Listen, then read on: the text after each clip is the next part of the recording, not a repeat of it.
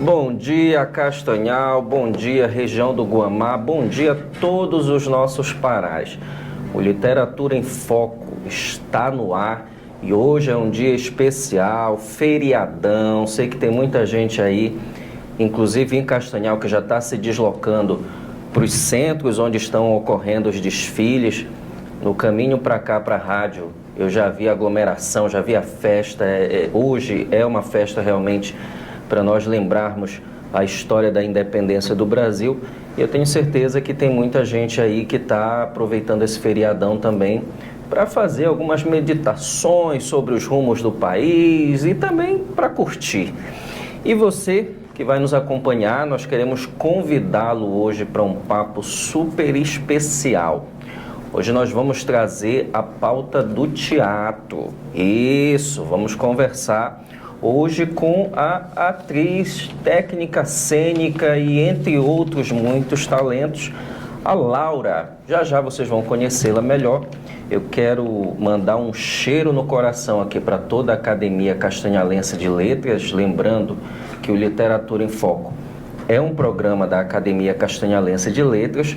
Todos os sábados, das 9 às 10h30, nós estamos aqui com vocês falando de literatura, falando de cultura de modo geral, porque anote aí, esse é o programa mais querido da cultura castanhalense e paraense, então fique ligado com a gente. E se você quiser acompanhar os trabalhos da Academia Castanhalense de Letras, é só procurar no Instagram, joga lá. Academia Castanhalense de Letras, e você vai ficar por dentro de toda a produção dos nossos acadêmicos, você vai ficar por dentro de todos os nossos projetos, incluindo toda a parte de bastidor da Feira do Livro de Castanhal, porque a gente sempre coloca no nosso Instagram esse processo até chegar o momento da feira todos os anos. Então, se você quiser acompanhar desde o início, as primeiras reuniões, o nascimento da proposta de tema, a identidade visual que a feira vai ter a cada ano, siga o Instagram da Academia Castanhalense de Letras. Bom, gente, nós falamos aqui no nosso programa sempre de cultura. É isso? Então, todas as pautas que nos importam, toda a pauta que é transversal à cultura também nos interessa. E ontem, Brasil, temos aqui o Brasil controlando aí todo o sistema de comunicação hoje. Ontem, Brasil, nós tivemos um momento muito importante. Não me falha a memória se foi ontem ou anteontem. Vou ficar devendo aqui o dia exato.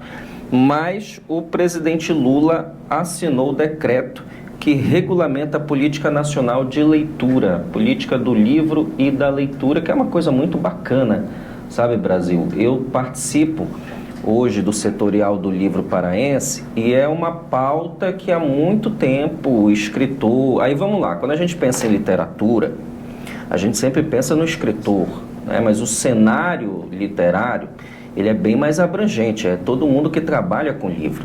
Então você vai ter o escritor, a escritora, você tem o sebista, né? Que hoje em dia no Pará, inclusive, os sebos estão sendo responsáveis pela divulgação do livro, pelo acesso fácil ao livro e barato também, porque a gente sabe que o livro acaba tendo um valor quando chega, por exemplo, em uma livraria ou editora de shopping center, é bem mais caro.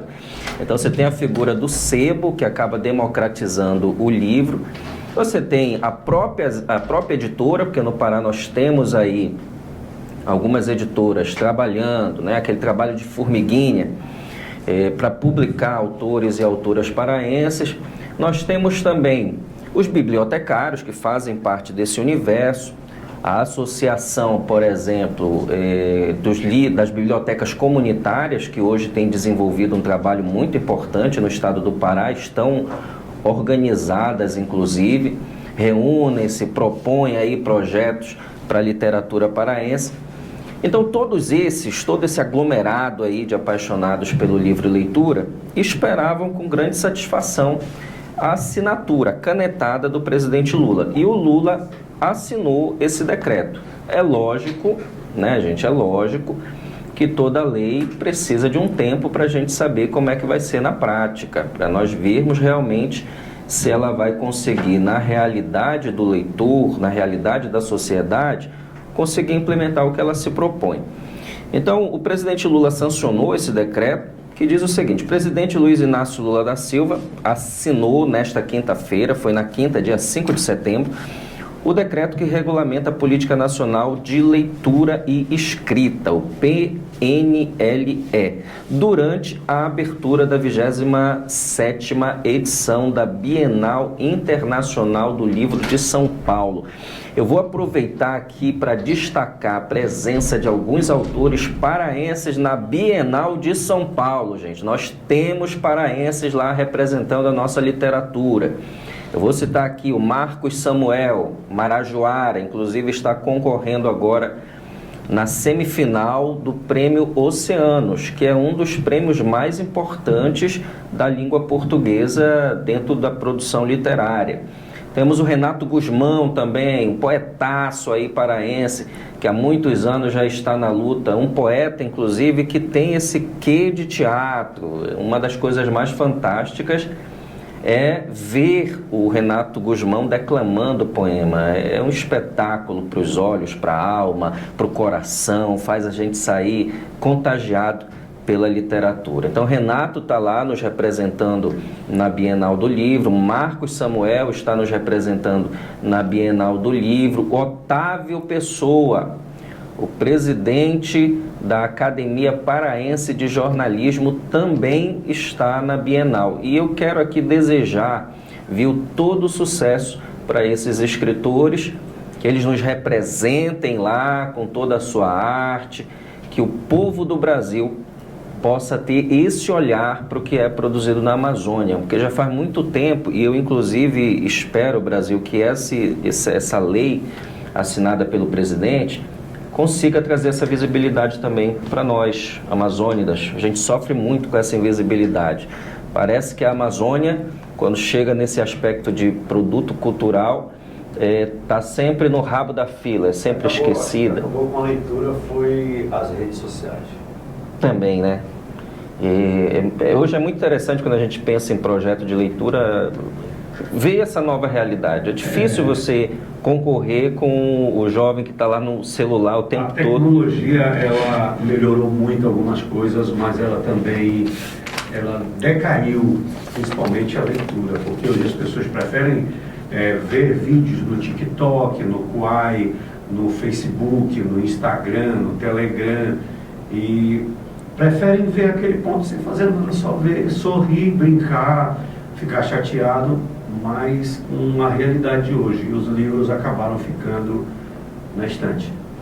Um fenômeno, já que entramos aí nessa pauta digital, um fenômeno, né, Brasil, que hoje está sendo discutido é o do candidato de São Paulo, o Pablo Marçal, com relação aos cortes.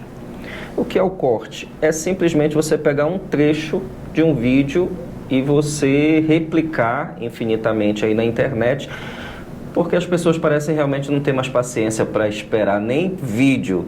Imagina você pegar um livro de 100 páginas, 200 páginas, parece que está faltando realmente... Só o começo, aí vai para o final, a gente quer saber como é o final, aí já dá um corte. É a cultura do corte. Mais. E essa do Pablo Marçal, inclusive eu li agora de manhã uma notícia na internet que de tanto as pessoas estarem comentando, principalmente no WhatsApp, aquele GIF, né? O GIF que quando a pessoa lê muito, aí ele é indicado.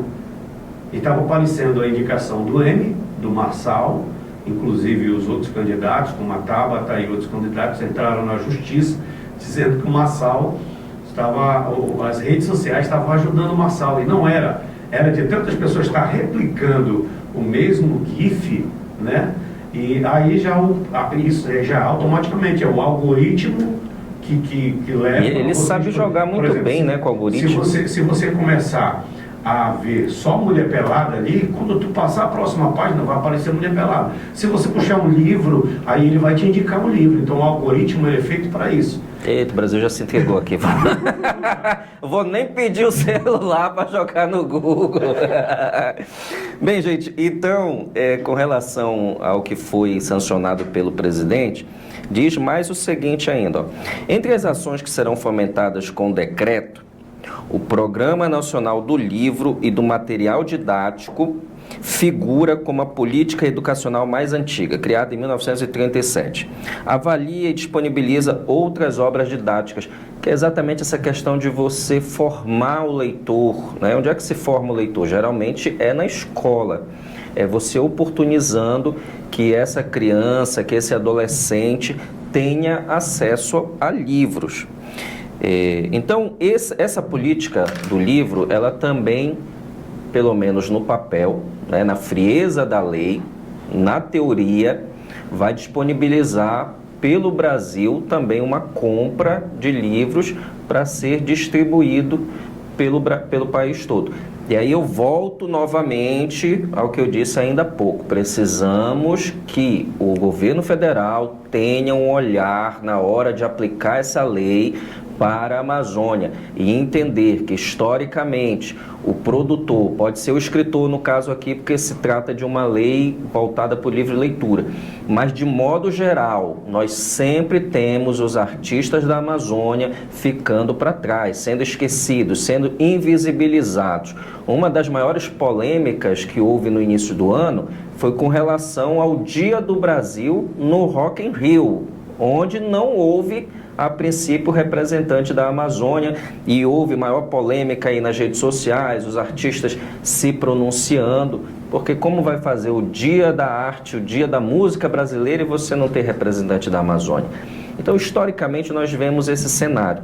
Fica aqui a nossa esperança, eu, quanto escritor, há mais de 15 anos aí na estrada, trazendo aí nos ombros uma carga de experiências de alegria, mas também de dores, e fica a minha esperança de que realmente a política nacional de livre leitura traga, né, esses novos ares para essa forma como o brasileiro tem se relacionado com o livro, principalmente a democratização do livro, a democratização englobando os escritores da Amazônia e, em especial, da Amazônia paraense. E agora nós vamos dar essa nossa virada e vamos falar de teatro. Eu tenho aqui na bancada do Literatura em Foco hoje a Laura Joussani. Ela vai nos explicar se a pronúncia é Joussani ou Joussani. Joussani. Joussani, Laura Joussani, que é artista, técnica em teatro e é idealizadora do projeto virtual O Olhar da Arte, que vocês encontram no Instagram. Bom dia, Laura, seja bem-vinda. Fique à vontade, mande a sua vibe aí pra gente. Bom dia, obrigado pelo convite.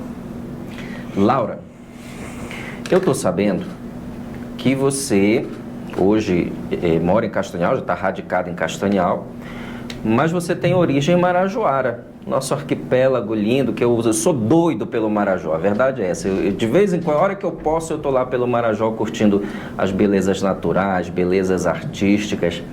Conta pra gente sobre essa tua origem marajoara, cabocla.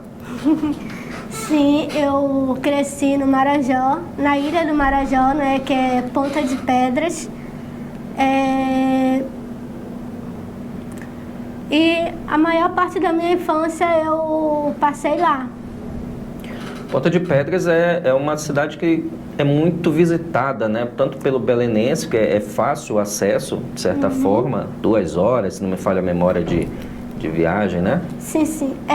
Agora tá mais rápido, porque agora já tem 1h30, que é a lancha já que já dá para atravessar. É a cidade, se não me falha a memória, de Dalcídio Jurandir, não é isso? Nasce lá?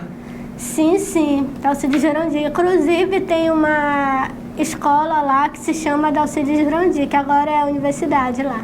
Virou também. Universidade? Também, Dalcídio Jurandir. Gente, nós estamos falando aqui, quando a gente fala de Dalcídio Jurandir, a gente está falando simplesmente em um dos grandes nomes da literatura paraense, senão o maior, né? Dalcídio está para a literatura do Pará, assim como Machado de Assis está para a literatura nacional. Eu, se não me falha a memória, quando eu passei em Ponta de Pedras, eu passei na frente dessa escola, que era escola à época ainda, né? Agora já virou... Mas ainda é escola, mas também é escola e é uma universidade também, se eu não me engano é a UEPA. A UEPA se instalou lá no prédio da escola? Uhum, sim. Ah, então muito legal. Então parabéns para Ponta de Pedras. E o que é que tem de bom em Ponta de Pedras aí na arte e cultura? Na arte e cultura tem a ação sociocultural, né, Catumbi, que antigamente era um grupo de música, que era Catumbi no Choro, que era a banda, que era o grupo de música do meu avô. E agora virou ação sociocultural, que é voltado para arte, para cultura, para esportes, voltado mais para a comunidade agora, de Ponta Pedrense. Ponta de Pedras tem muita comunidade, comunidade que você só chega através de barco, né, embarcação, pequenas ilhas ali por perto de Ponta de Pedras. A Catumbi, não é isso? Sim, sim. Ela realiza ações nessas localidades? Sim, realiza.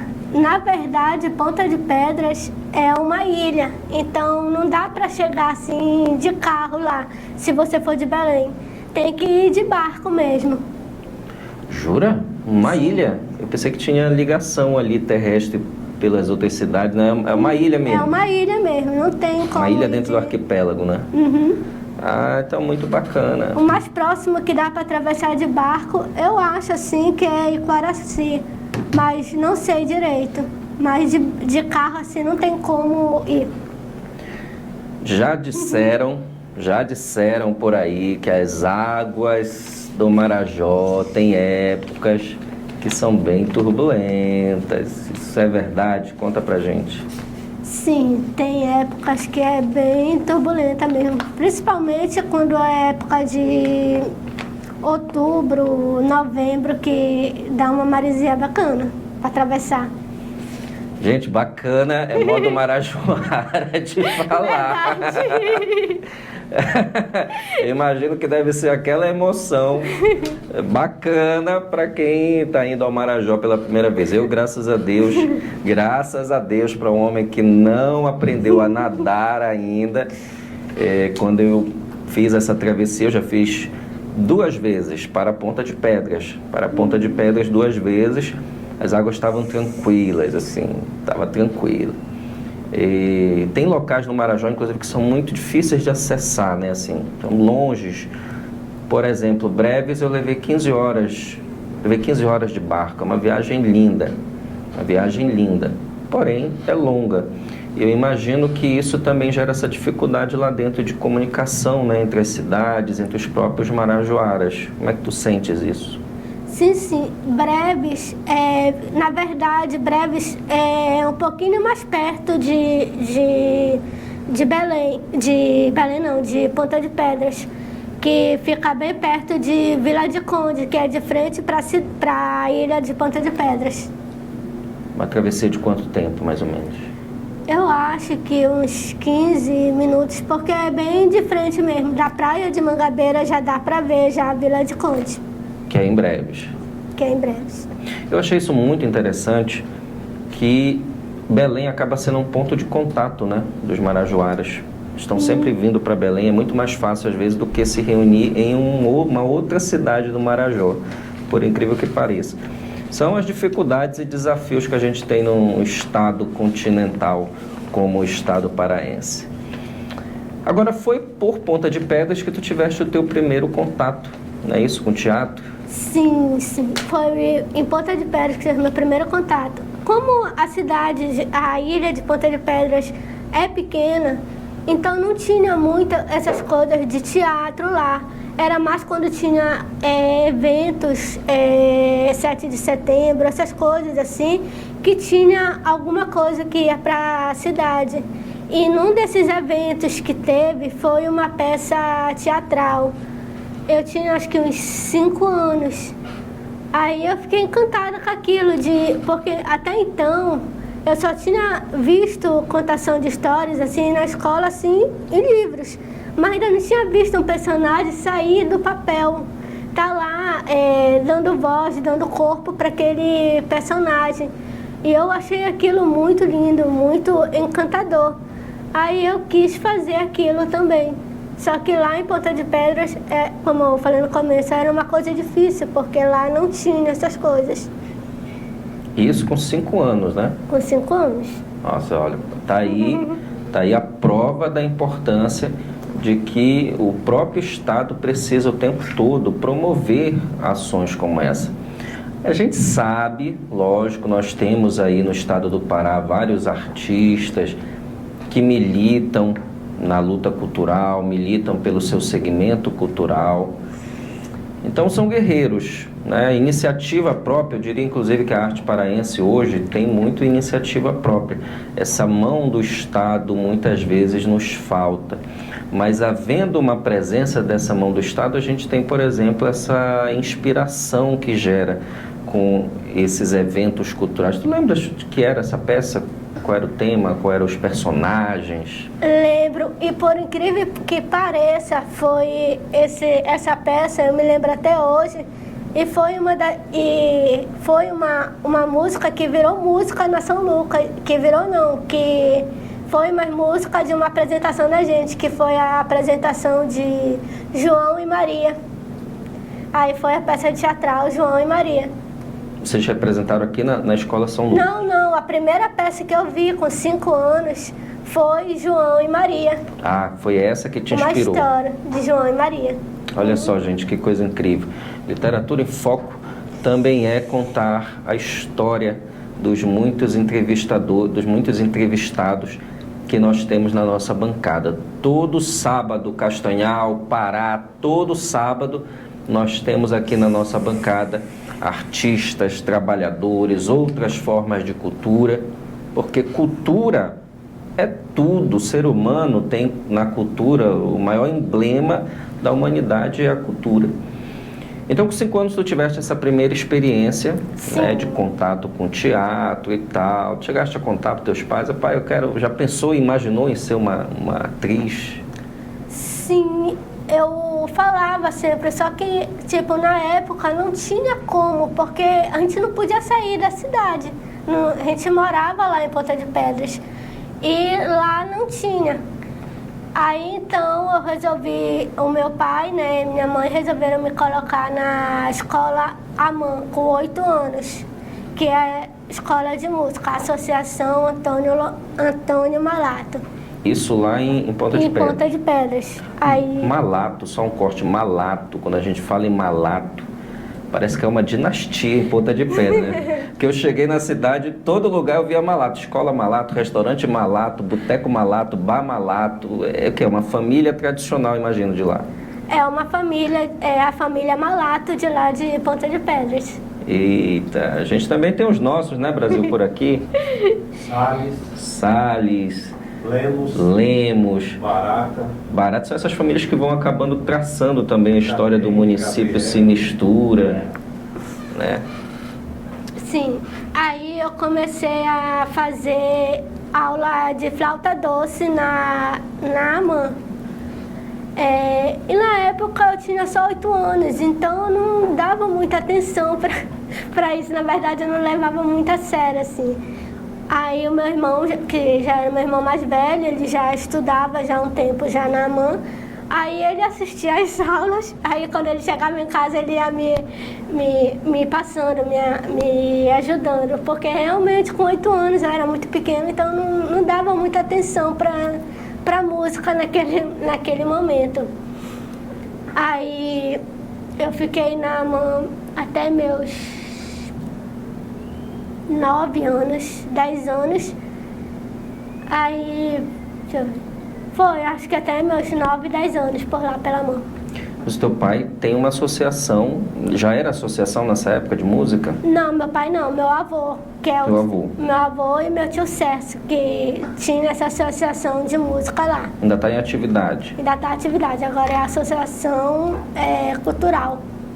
E o que eles realizam lá de atividades musicais? É aberto à comunidade? Tem que se inscrever? Não, é aberta à comunidade. Eles realizam coisas assim para esporte, oferece ajuda à comunidade pontapedrense, né? Música, cultura, né? Outros tipos de arte, essas coisas. Pô, mas Voltado assim para a comunidade mesmo. Então tu sempre participa, porque eu sei que tu vives também nessa tua vida entre Castanhal, Belém e Ponta de Pedras. Também participa, eu imagino, dessas atividades. Na verdade, não. Eu não participo de muita coisa lá de Ponta de Pedras, porque por conta da minha faculdade, que eu estou terminando esse ano de artes visuais, eu passo o meu maior tempo aqui. Artes visuais na São Lucas. Não, na São Lucas não. Na Leonardo da Vinci. Ah, muito bacana. Mas aí a tua caminhada quanto artista cênica, ela vai ter ali, né, um ato seguinte já indo para captar. E isso, inclusive, é um êxodo que a gente tem muito grande, né, no estado, que onde é que você encontra um espaço para você realizar a sua arte, as melhores oportunidades, etc. Eu até entendo que isso tem que ser democratizado também. A gente precisa ter no interior as mesmas oportunidades que você tem na capital. Mas tu fez esse trajeto, Ponta de Pedras para a capital. Sim. A minha mãe já estava morando aqui em Belém. Aí, logo depois, acho que com uns 10, 11 anos, eu vim morar em Belém com ela. Aí eu comecei a conhecer um pouquinho do teatro, assim, porque tanto é que eu só tinha visto aquela vez, mas não tinha conhecido os bastidores de um teatro. Aí eu comecei a conhecer na igreja, que eu comecei a fazer apresentações na minha escola também, que eu comecei a fazer apresentações nas escolas. E passou um tempo, eu conheci o Centur, que é o Teatro Chivazapa. E na época estava tendo oficinas de teatro lá. Aí eu resolvi fazer também oficinas de teatro no Centur.